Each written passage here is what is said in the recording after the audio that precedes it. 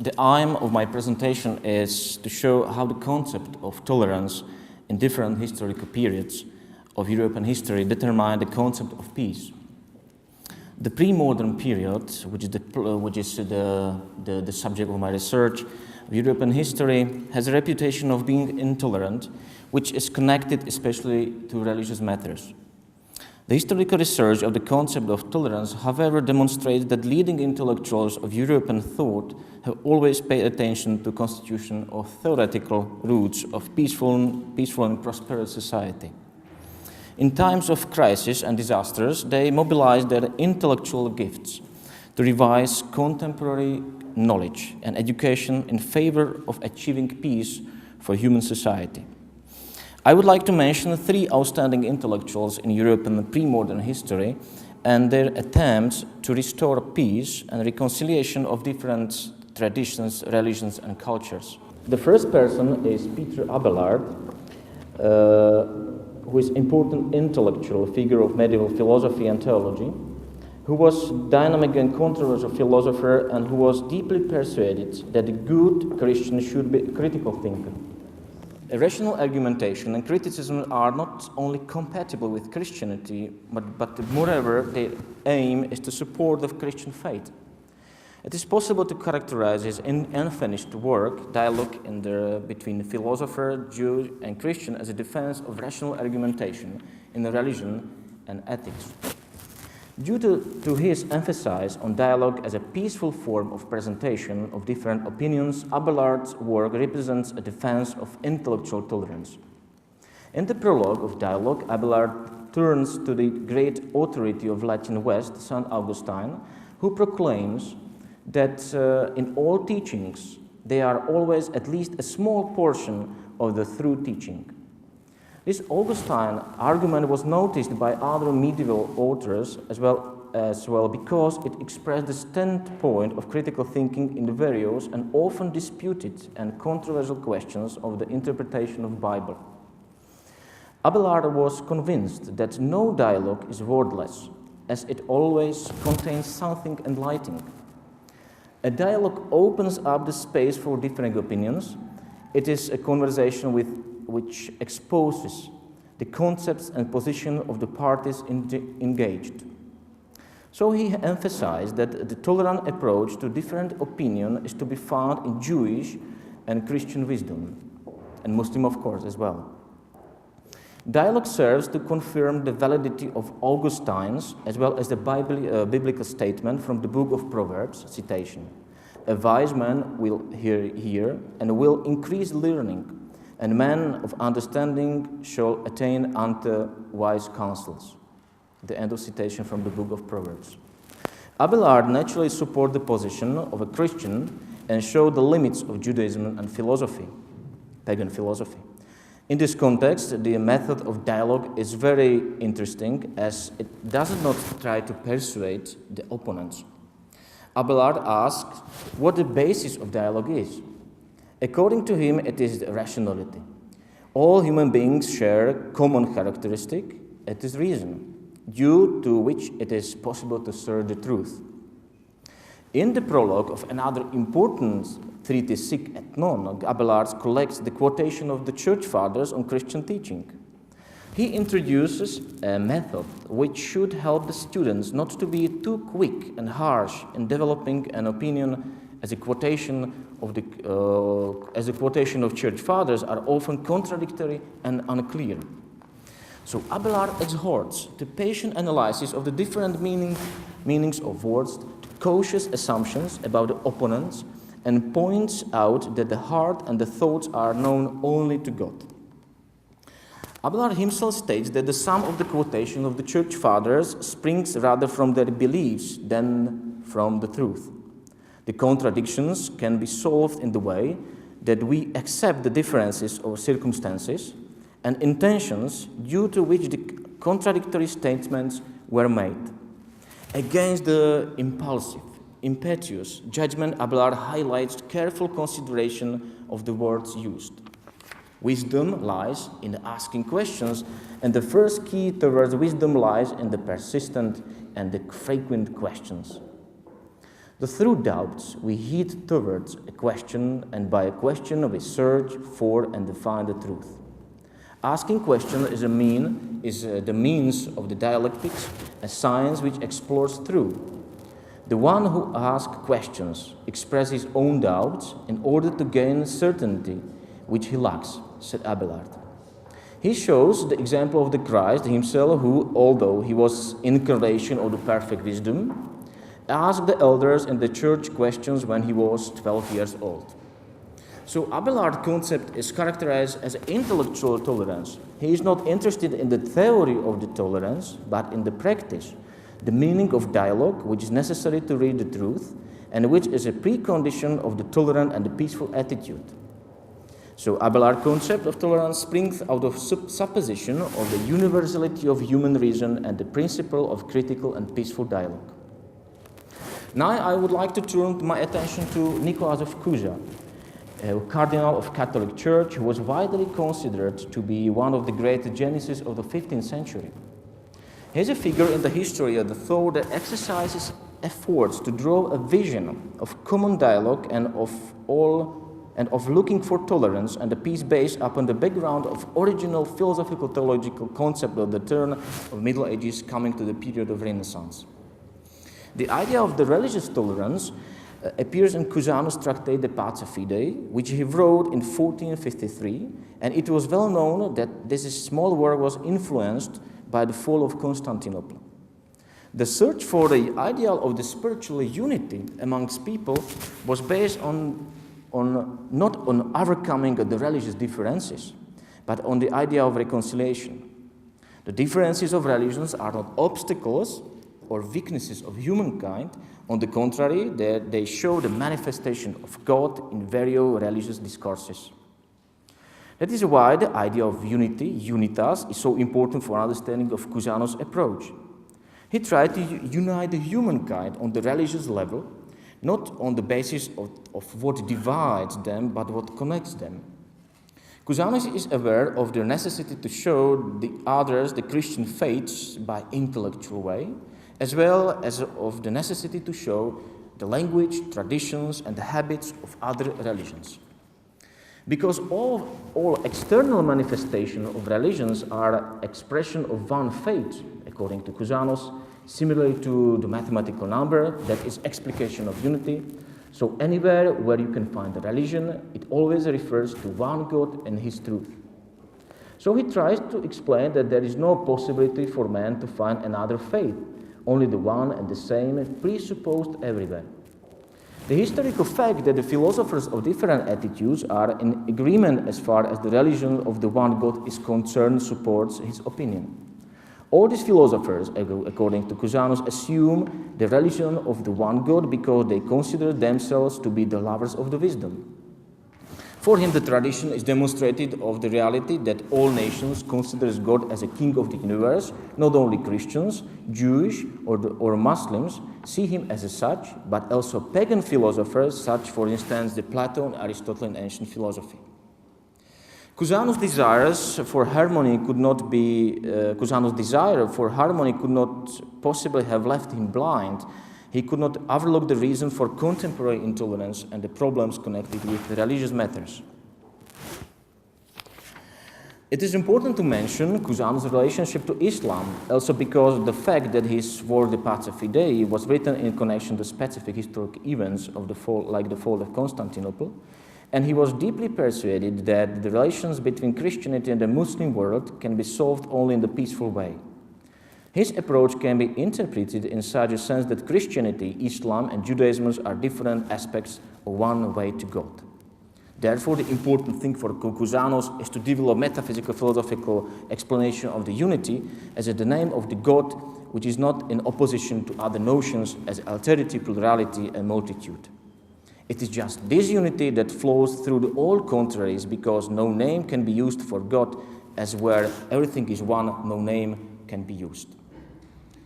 So Cusanus is not only aware of the differences between individuals, but sees them as a fundamentally important in that they are the basis for the diversity that makes humankind a closer approximation of divine.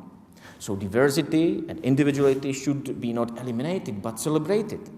This notion is important because human society itself is a unity and not as a mere conglomerations of individuals. And an individuum is not isolated, but is a part of wider universe that he or she shares with others. By understanding of dignity of individuals, mutual respect and worship is born. So it transcends the sphere of man, and the universe is then understood in its various manifestations as a part of united life. Cusano's desire to reconcile religions show how intellectual knowledge influences the solution of the practical and necessary needs for a certain time.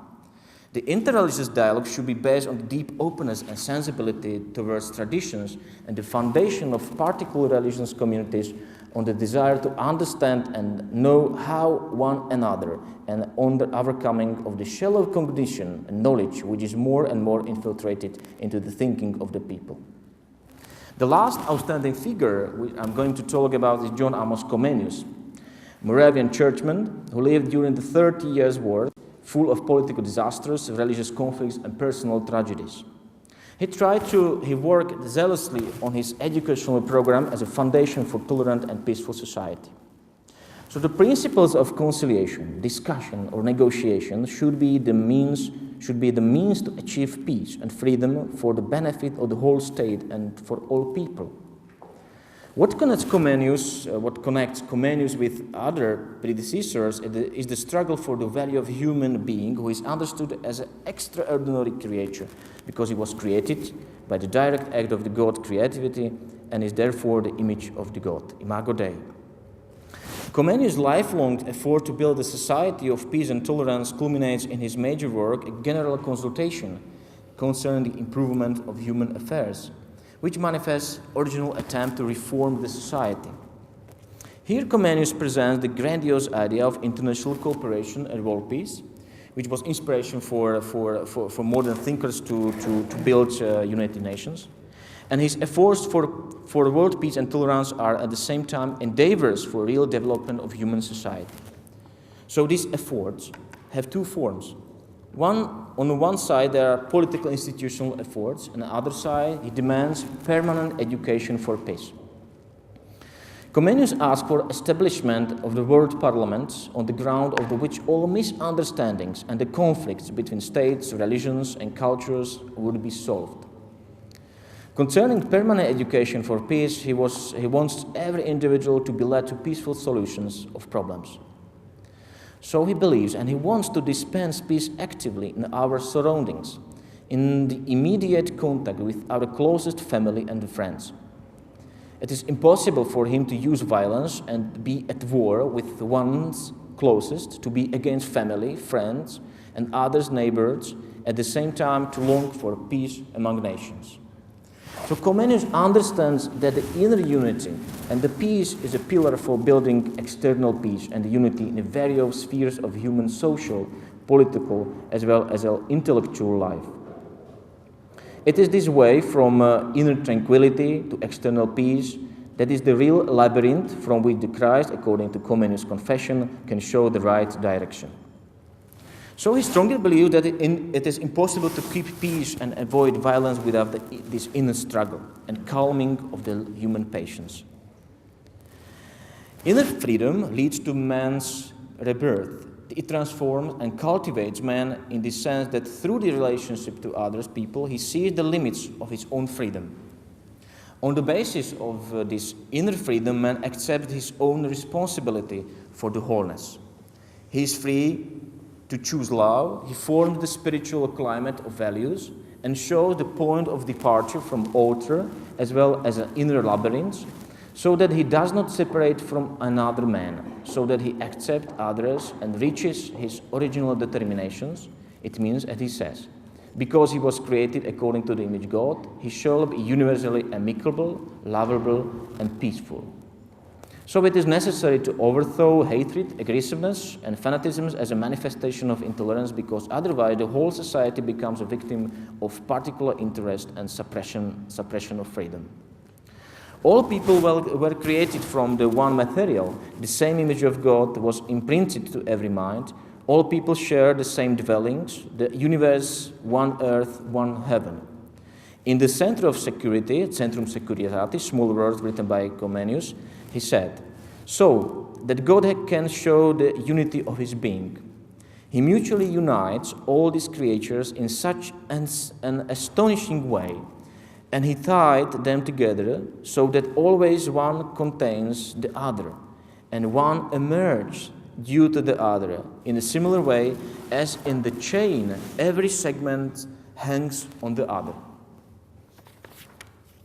Man becomes a certain measure of things, in the sense that he participates on the creation of the world, he organizes it, he enters to the darkness, chaos and disorder and changes it into its opposite.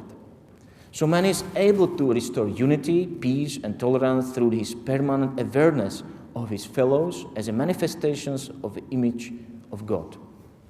So Comenius expresses this attitude in these words, quotation, as many people you see that the many micro-worlds, microcosmos, and the micro-gods, microtheos, you have in front of you. Our attention, I'm going to the end. Our attention, which we play to the intellectual efforts in different historical periods, very well, unveils common characteristics of the leading intellectuals. So their treatises were stigmatized by the condition of their time, by historical situation, as of course the personal experiences and tragedies, and specific philosophical resources. And they are important testimony to search for tolerance as a reconciliation of the different worlds before the modern period of Europe.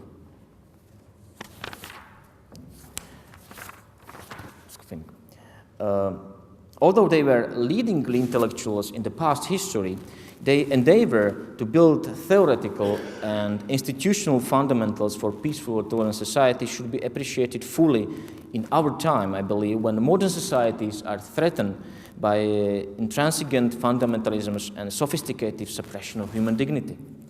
So tolerance is not moral indifference in their eyes. It is rather the understanding of inner freedom and determination of man.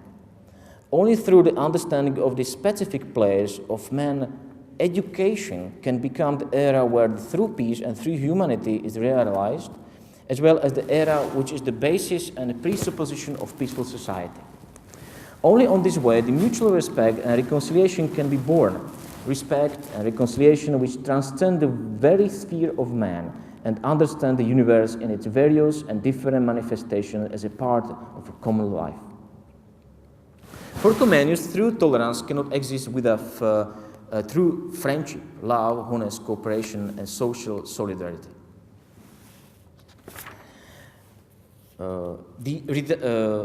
The rediscovery and re-evaluation of intellectual history of tolerance and the peace serve us as an inspiration when dealing with today's problems in the global world, and at the same time give hopes that the dialogue will overcome the prejudice in the question of peaceful coexistence of world religions. At the very end, I would like to mention the words of His Holiness Ecumenical Patriarch Bartholomew, who in a very significant way described the meaning of interreligious encounters in which difference is not denied, rather deeper cooperation is sought. So, quotation, communities of faith can balance secular humanism and nationalisms with spiritual humanism and ecumenism, and we can temper the mindless pursuit of modernity with our own healthy respect for tradition. But we can only do this if we are united in the spirit of the one God, creator of all the things visible and invisible. Catholic, Orthodox, and the Protestant, the Jew and Muslim, although we cannot deny our differences, neither can we deny the need for alliance and teamwork to help lead our world away from the bloody abyss of extreme nationalisms and intolerance. For it is precisely when we disagree that we have the greatest opportunity to demonstrate tolerance. The end of quotation. So I believe that this healthy respect for tradition is the way to approach and to read the thinkers, such as those mentioned in my presentation, from the past tradition and to refresh their wisdom. Thank you very much for your patience. Attention. Thank you.